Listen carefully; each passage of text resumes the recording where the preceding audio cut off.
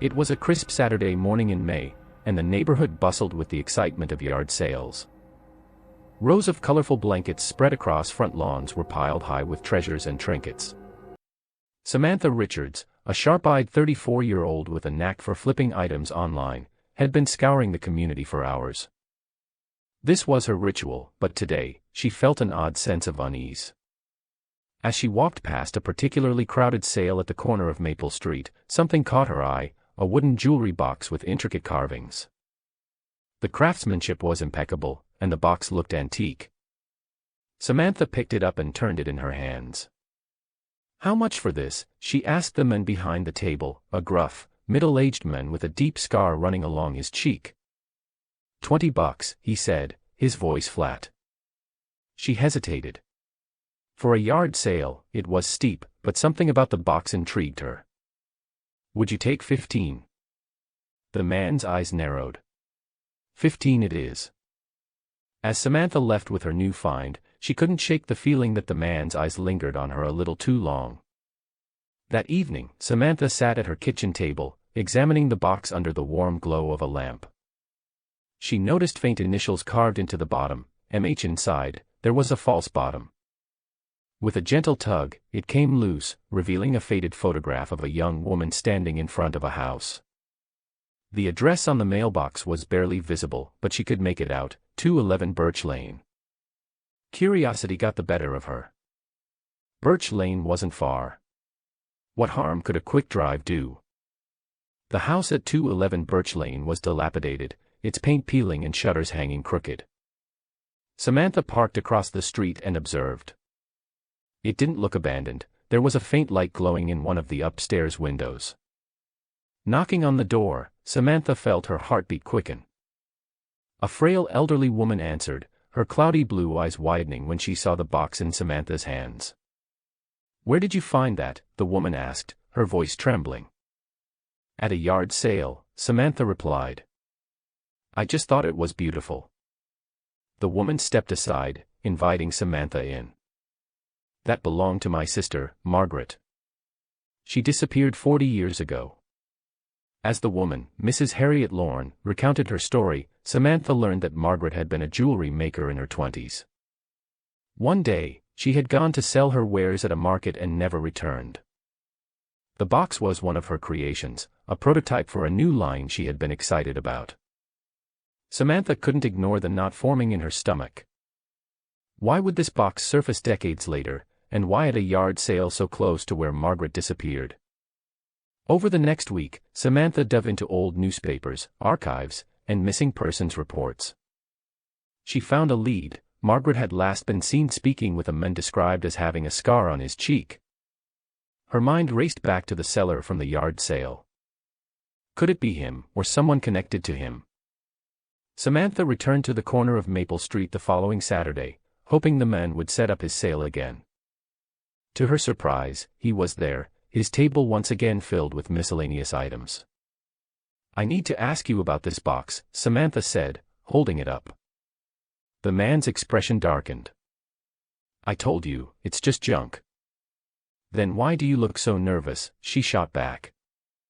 Before he could respond, a police car pulled up.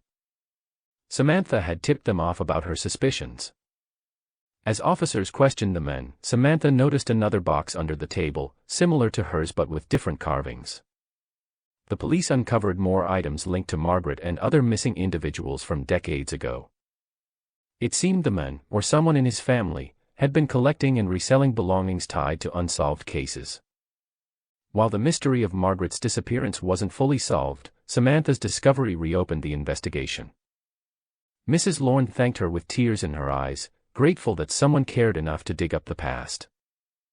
As Samantha continued her yard sale hunts, she couldn't shake the feeling that there were more secrets waiting to be uncovered, each item a clue to a story someone had tried to bury. The arrest of the scar-faced man didn't bring closure, it opened a door to more questions. Samantha couldn't stop thinking about the other items under his table, especially the second box. She'd seen it for only a moment, but its intricate carvings and aged wood mirrored the one she'd bought. The police allowed Samantha to inspect the second box after processing it for evidence. Inside was a small locket, tarnished but intact. When opened, it revealed a faded photo of Margaret and a man, someone Samantha didn't recognize.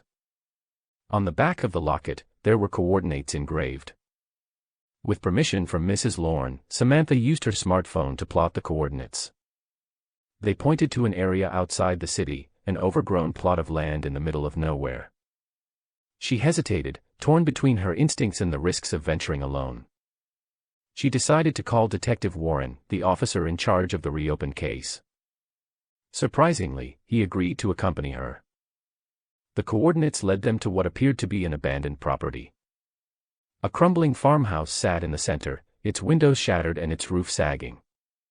Surrounding it was a dense forest, its silence unnerving. "This property hasn't been registered for years," Warren said, checking his notes. "It used to belong to a man named Henry Marsh, a known antique dealer. He went missing decades ago, right around the time Margaret disappeared." They cautiously entered the house. Dust coated every surface, and the air smelled of mildew. Samantha's eyes landed on a series of shelves in the corner. They were filled with trinkets, jewelry, small boxes, and old photographs. One photograph caught her attention. It was of Margaret, sitting on a porch that looked eerily similar to the one outside. Their exploration led them to a locked door in the floorboards. It took some effort, but Warren managed to pry it open, revealing a narrow staircase leading into darkness. Samantha's heart pounded as they descended. The cellar was small, with walls lined in thick, damp stone. In the center was a workbench cluttered with tools, chains, and scattered papers. On one wall, dozens of carved wooden boxes similar to Margaret's were stacked neatly. "What is this place?" Samantha whispered, her voice trembling. Warren scanned the room, his expression grim. "Looks like someone was keeping trophies." One of the papers on the bench caught Samantha's eye. It was a hand-drawn map with markings around the city, each marking corresponding to a location where someone had gone missing over the years. Her stomach twisted as she realized the scale of what they'd uncovered. In a small chest under the bench, they found Margaret's name scrawled on an envelope. Inside were letters, love letters between Margaret and Henry Marsh. The letters painted a tragic story. Margaret had planned to elope with Henry, but her family had disapproved.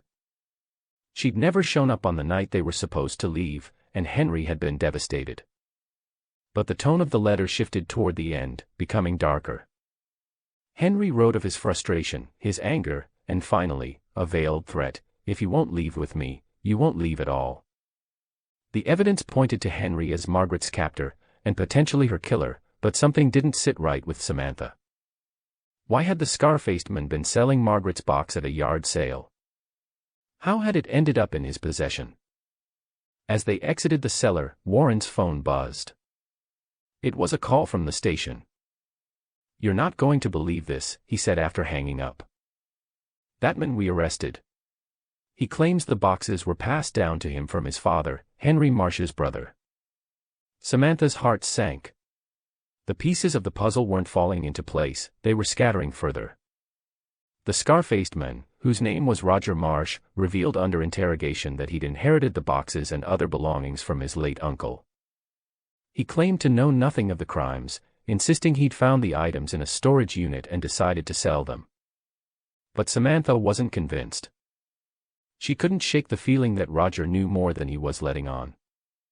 Why had he priced the box so high compared to everything else? Why had he been so defensive when she confronted him? Determined to uncover the truth, Samantha began researching the Marsh family. She discovered that Henry and his brother had a falling out years before Margaret's disappearance. Rumors swirled about financial disputes, jealousy, and even criminal activity. As she delved deeper, Samantha started receiving anonymous messages. They were cryptic at first, single words like "stop" and "danger." Then came a more direct warning: "Leave the past buried, or you'll regret it." Her curiosity had turned into a dangerous obsession. But Samantha wasn't ready to stop, not yet. Samantha couldn't shake the warnings she had received. The messages rattled her, but they also lit a fire of determination. If someone wanted her to stop, it meant she was close to uncovering something they desperately wanted to keep hidden. The next step was clear: she needed to confront Roger Marsh again. This time, she would dig deeper, even if it meant pushing him harder than before. Samantha found Roger working at a local scrapyard, his scarred face illuminated by the orange glow of a welding torch. The place smelled of oil and rust, and the clanging of metal echoed through the air. "You again," Roger muttered as she approached. He set down the torch and wiped his hands on a greasy rag. "I'm not here to play games," Samantha said, her voice firm. "I know those boxes belong to your family, and I know you've been hiding something." Roger's jaw tightened. "I told the cops everything. I don't know anything about Margaret or my uncle's business." "You expect me to believe that?" Samantha pressed. "You've been selling off pieces of evidence tied to missing people, and you just happen to inherit them." Roger hesitated, his eyes darting to the side. "It's not what you think." "Then tell me what it is," she demanded. Roger sighed, his shoulders slumping. "Fine. I'll tell you what I know, but you're not going to like it." He led her to a cluttered office in the back of the scrapyard and locked the door behind them. From a battered filing cabinet, he pulled out a dusty envelope. Inside were more photographs, handwritten notes, and an old property deed. My Uncle Henry. He was obsessed with antiques. He wasn't just collecting things, he was looking for specific items, things with a history, things tied to certain people. He believed they held power. Power. Samantha raised an eyebrow. "Not magic or anything like that," Roger said quickly. He thought the stories behind the objects gave them value, like the box you found. It wasn't just a box, it was Margaret's box. He thought that made it special. But why keep them? Why not sell them or get rid of them? Because he wanted control over their stories, Roger said. He didn't just want the items, he wanted to own the truth about them. He wanted to be the only one who knew what really happened. Samantha's stomach churned as she flipped through the photographs. Each one depicted a person holding an object, Margaret with her box, another woman with a necklace, a man with a pocket watch. All of them were smiling. "Are these victims?" Samantha asked. Roger nodded. "Most of them, yeah. My uncle called them his keepers. He'd lure them in, gain their trust, and then they'd disappear. The objects were all that was left." "What about you?" Samantha asked, her voice sharp. "Why are you selling this stuff now?" Roger's expression hardened. "Because I'm not like him. I don't want any part of it. I thought if I sold everything, I could finally bury his legacy." "But you're not burying it," Samantha said. "You're spreading it. You're letting it fall into other people's hands." As Samantha sifted through the documents, one stood out, a letter from Henry to someone named Elias Marsh. It was dated just a week before Margaret's disappearance. "Who's Elias?" she asked. "My father," Roger said. "He and Henry were brothers, but they hated each other. My dad always said Henry was a danger to decent people." The letter was chilling. Henry wrote about Margaret as if she were an object, something he owned. He hinted at a plan to keep her close forever, and warned Elias not to interfere. This is proof," Samantha said. "Henry planned everything. Margaret didn't just disappear, he took her." Roger nodded. "But there's more. My dad told me once that Margaret wasn't the only one. Henry had others, and he kept them all somewhere." The property deed in the envelope led to another location, deeper in the woods than the farmhouse they had already searched. It was an old hunting cabin, long abandoned. Samantha and Detective Warren drove out the next day, the dirt road barely passable. The cabin was small, its windows boarded up and its door hanging off its hinges.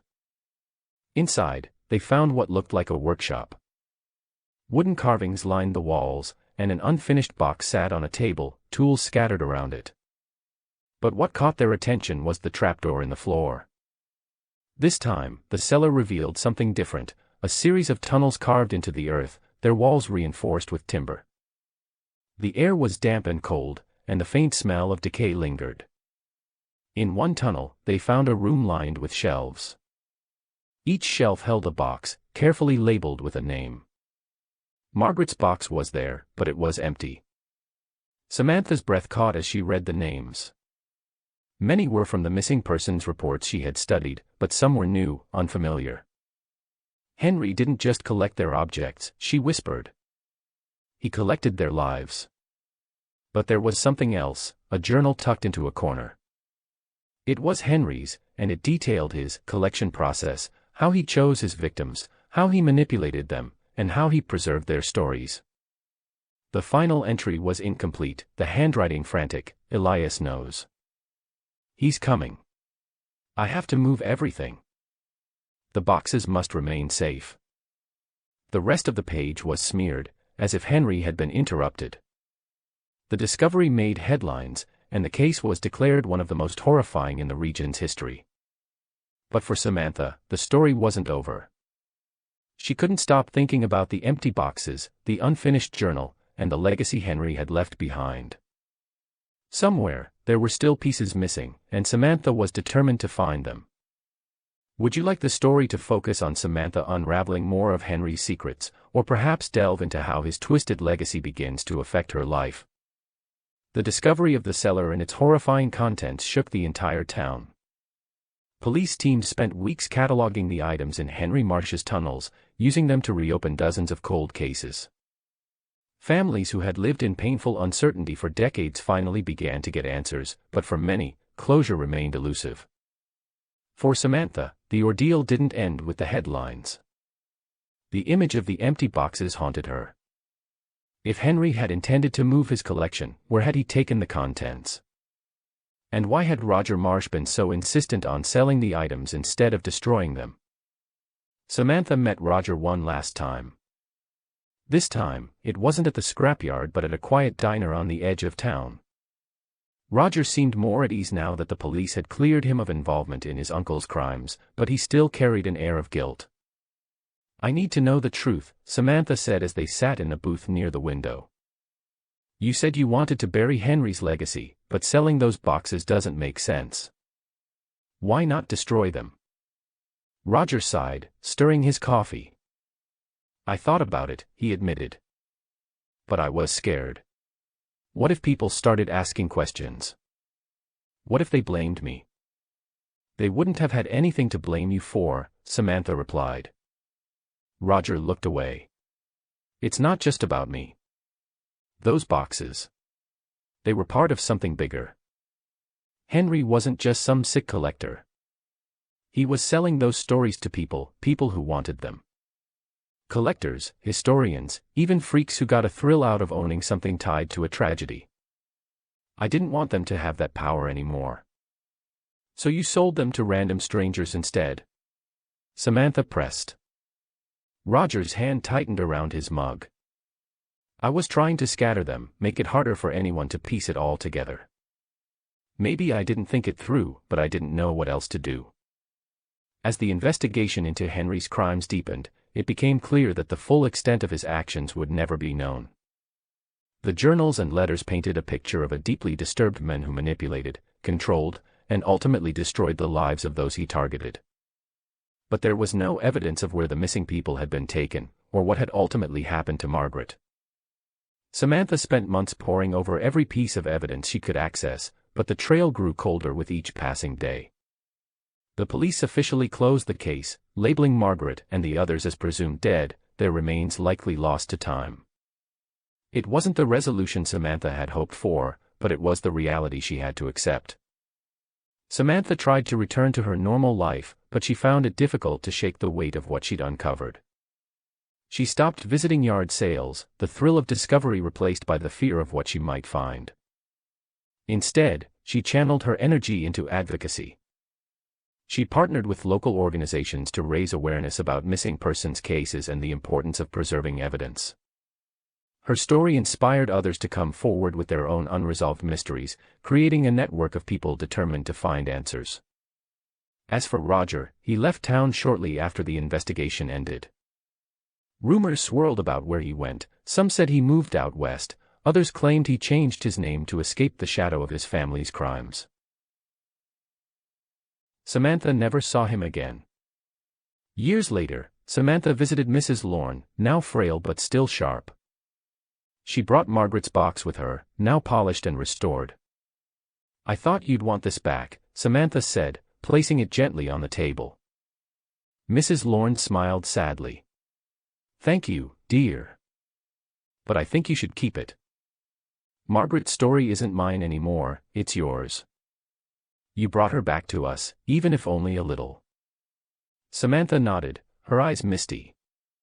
The box sat on her mantelpiece from then on, a quiet reminder of the lives it had touched, and the secrets it had revealed. It wasn't the ending she had hoped for, but it was an ending. And sometimes, that had to be enough. The sun was just beginning to rise over the quiet suburban neighborhood when Sarah Evans dragged an old wooden table out to her driveway. It groaned under the weight of the knickknacks, clothes, and forgotten items she'd piled onto it, all gathered during a late-night cleaning spree. Her yard sale was a last-minute decision, one born from the need to clear space and make a few extra dollars. But as she unfolded a faded yard sale sign and set it by the curb, Sarah couldn't shake the feeling that today might bring more than she'd bargained for. By mid-morning, neighbors and passers-by had trickled through, picking over her old DVDs, mismatched mugs, and the odd collection of costume jewelry. Most left with a smile and a cheap treasure in hand. But then, a man appeared. He wasn't like the others, he didn't glance at the sign or stop to make small talk. He moved deliberately, his dark coat brushing the tops of his scuffed boots as he scanned the items on the table. "Looking for something specific?" Sarah asked, trying to keep her tone light. He didn't respond immediately.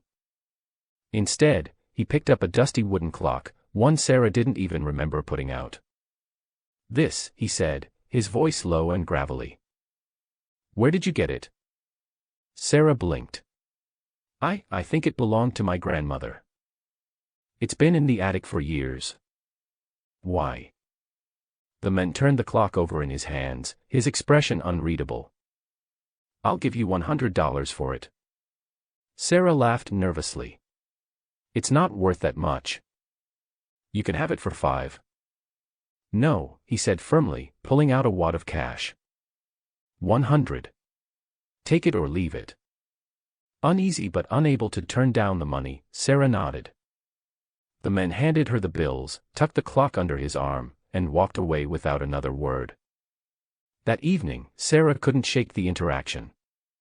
The clock hadn't seemed special, yet the men had paid an absurd amount for it. Curiosity gnawed at her until she finally went to the attic to look through the rest of her grandmother's things. She found the box where the clock had been stored, along with other old belongings wrapped in yellowing newspaper. As she dug through the items, her fingers brushed against something rough. It was an envelope, tucked inside a hollowed-out book. Written on the front in faded ink were the words, "To the Keeper of Time." Heart racing, Sarah opened the envelope. Inside was a single sheet of paper, the handwriting elegant and deliberate. "The clock holds more than minutes. Return what is lost, or lose what is found." Beneath the words was an address, one she didn't recognize. The next morning, Sarah couldn't resist the pull of the address. She drove 2 hours into the countryside, following winding roads that led her to an abandoned mill near the edge of a dense forest.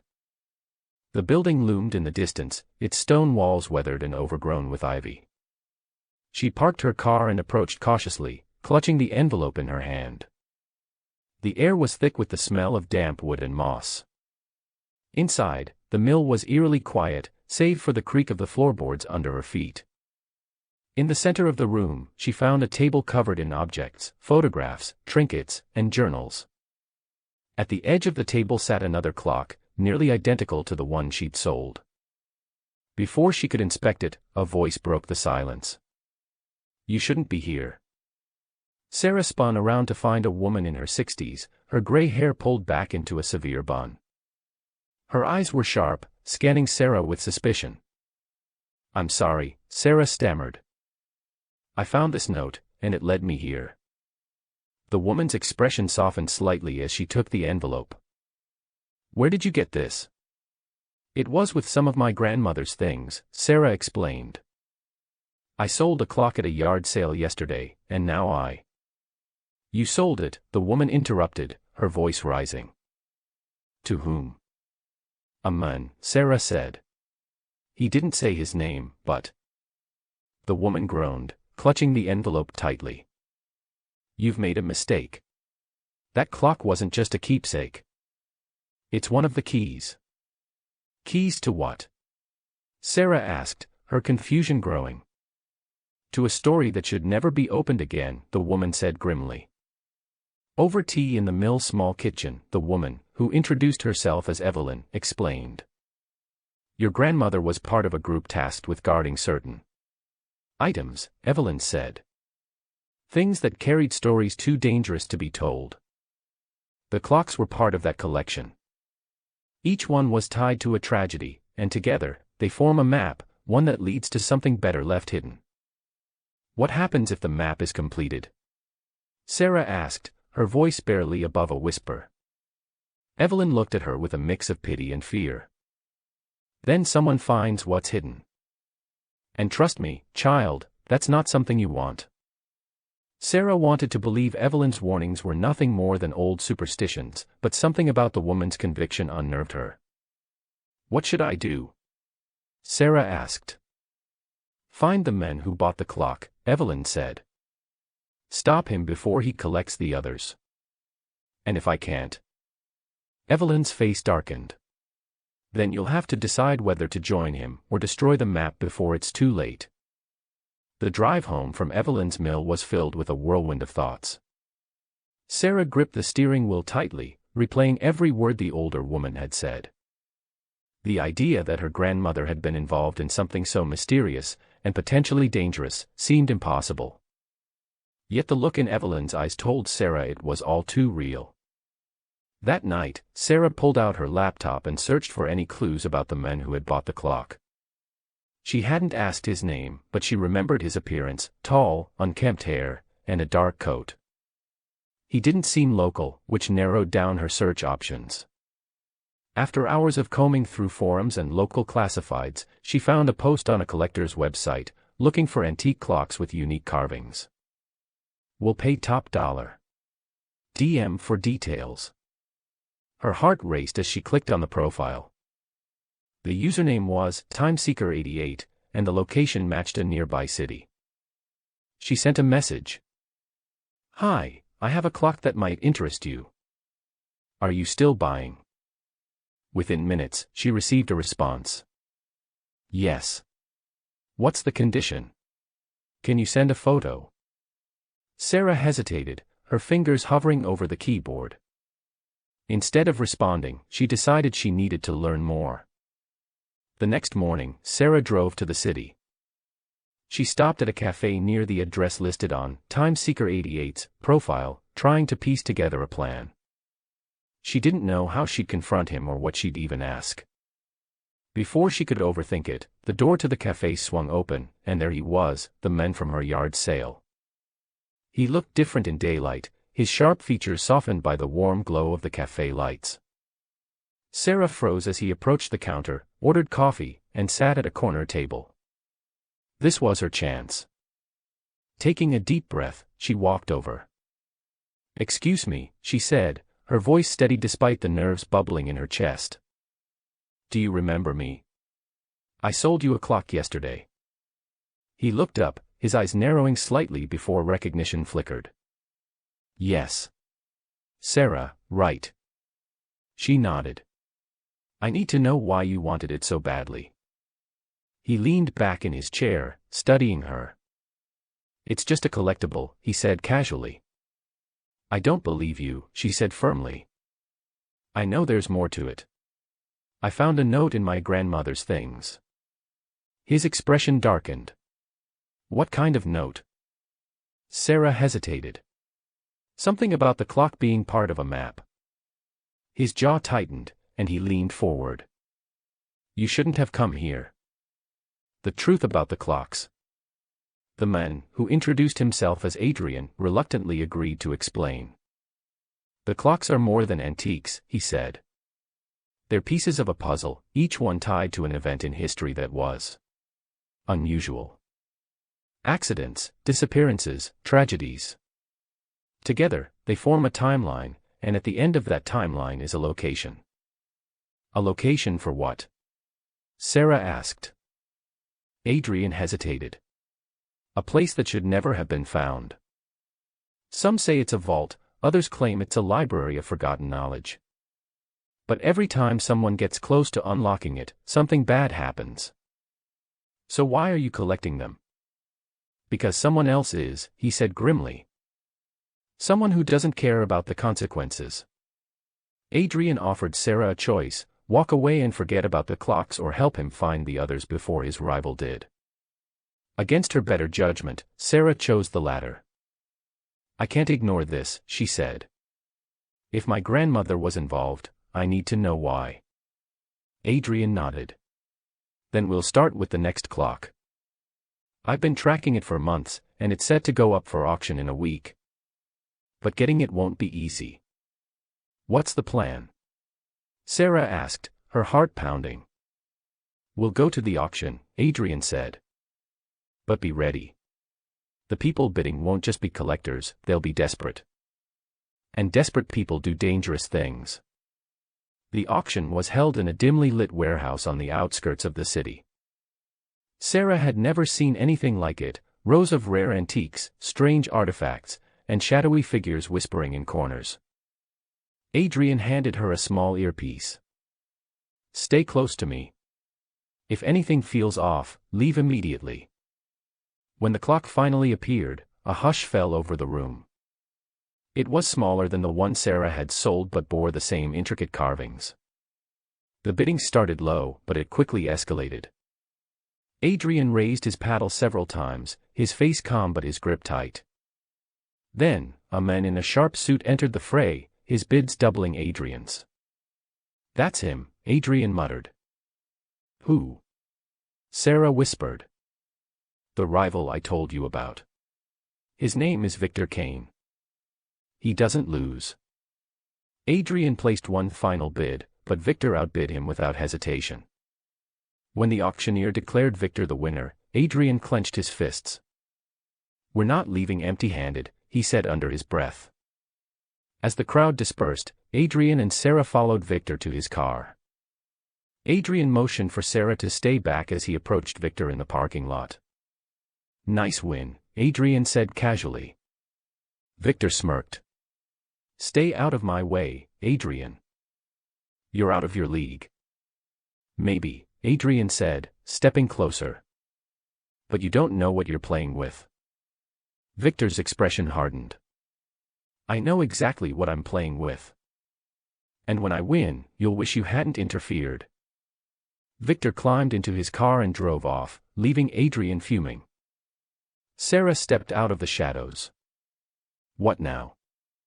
If he unlocks the map, we need to know where it leads. Sarah and Adrian followed Victor at a distance, keeping his car in sight as he navigated the winding roads leading out of the city. They exchanged few words, the tension in the air thick enough to cut. Victor eventually pulled into the driveway of a grand, old estate nestled at the edge of a forest. Adrian parked the car at a safe distance, and they watched as Victor disappeared inside with the clock tucked under his arm. This is it, Adrian whispered. He's not just collecting the clocks, he's assembling the map. What happens if he finishes it? Sarah asked. Adrian hesitated, then sighed. Nobody knows for sure. But the stories suggest it's tied to something powerful. Dangerous. We can't let him complete it. Adrian led Sarah through the shadows surrounding the estate, eventually finding an open window.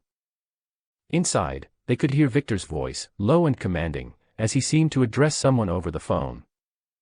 The last piece is here, Victor said. I'll send you the coordinates once it's done. Adrian motioned for Sarah to stay back as he slipped inside. Moments later, she heard a muffled scuffle, followed by the sound of something shattering. Heart pounding, Sarah climbed through the window to find Adrian and Victor grappling on the floor. "Stay out of this, Adrian," Victor growled. "You don't know what you're unleashing," Adrian shot back. On a nearby table lay the clock, now broken open to reveal a compartment holding a folded piece of parchment. Victor lunged for it, but Sarah reacted instinctively, grabbing the paper first. "Give it to me," Victor shouted, his eyes wild. "No," Sarah said, backing away. "Not until you tell us what this is really about." Victor paused, his breathing heavy. "The map leads to something called the archive. It's a vault of knowledge, records of history's darkest moments. Whoever controls it has the power to shape the future." Adrian shook his head. "It's not knowledge, it's a weapon. The archive has been locked away for a reason." Victor smirked. "And you think I'll misuse it? Don't be naive. The world needs this power." Sarah looked at the parchment in her hands, the weight of the decision crushing her. Both men stared at her, their arguments echoing in her mind. "Enough," she said, her voice steady. "No one should have this kind of power." Before either of them could stop her, Sarah tore the parchment in half, then into quarters, until it was nothing but scraps on the floor. "You fool!" Victor shouted, lunging for her. Adrian intercepted him, shoving him back. "It's over, Victor. Leave before we call the authorities."